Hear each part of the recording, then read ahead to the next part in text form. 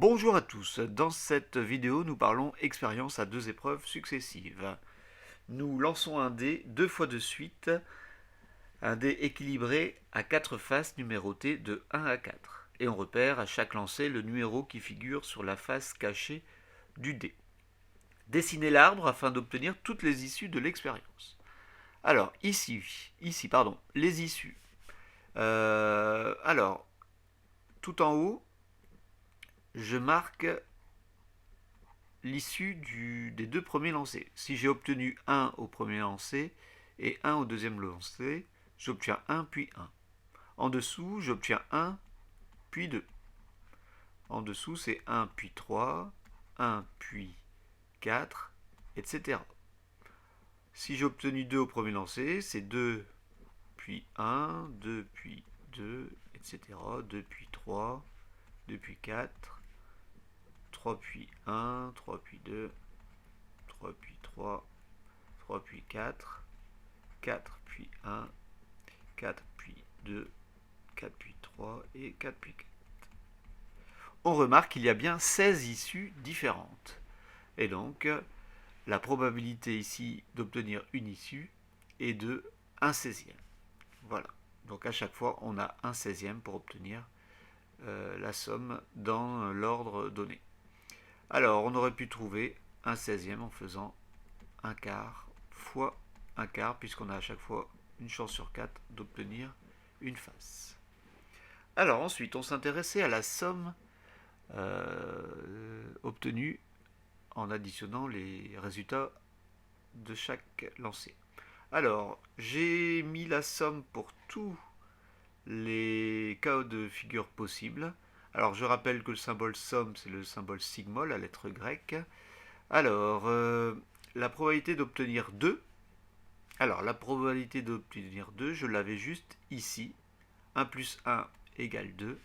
Donc, il n'y avait qu'une chance sur 16 d'obtenir 2.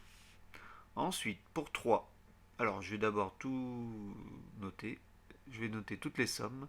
Alors, 1 plus 2, 3, 1 plus 3, 4, 1 plus 4, 5, 2 plus 1, 3, 2 plus 2, 4, 5, 6, 3 plus 1, 4, 3 plus 2, 5, 6, 7, 4 plus 1, 5, 4 plus 2, 6, 7, 8. Alors, on remarque qu'on obtient 2 fois 3. Donc, la probabilité d'obtenir une somme égale à 3 est de 2 16e. Et ainsi de suite.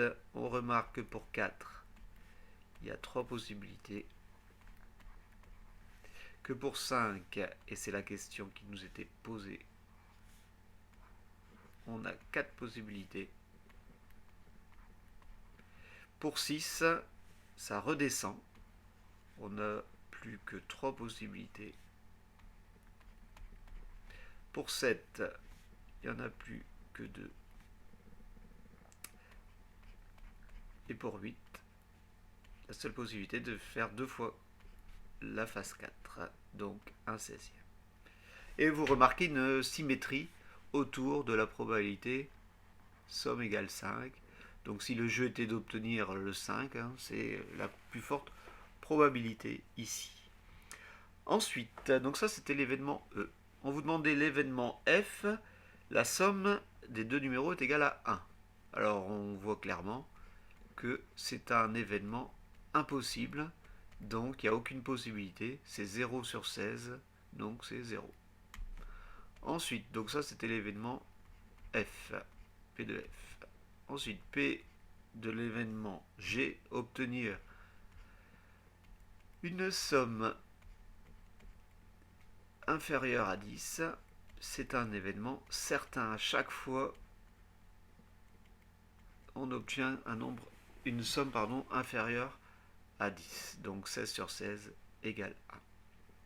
Voilà. Ensuite, je reviens quand même sur quelque chose d'important. C'est la somme des probas. Alors par exemple, ici on a vu que les sommes d'avoir 2 c'était 1 16e, d'avoir 3 c'était 2 16e, d'avoir 4 c'était 3 16e, d'avoir 5, c'était 4 16e, d'avoir 6 c'était 3, d'avoir 7 c'était 2 et d'avoir 8 c'était 1. Et si on remarque que si on fait la somme de toutes les probabilités, on obtient 16. 1 plus 2 plus 3, ça fait 6.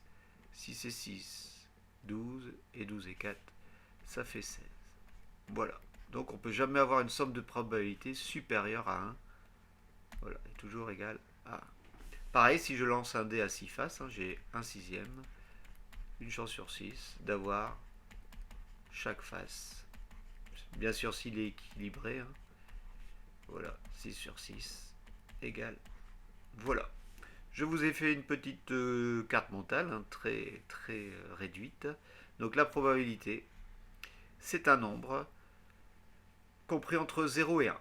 Si c'est 0, c'est l'événement impossible. Si c'est 1, c'est l'événement certain. Voilà. Bonne continuation. N'hésitez pas si vous avez des questions. Bonne fin de journée ou bonne soirée ou bonne nuit. A bientôt. Portez-vous bien.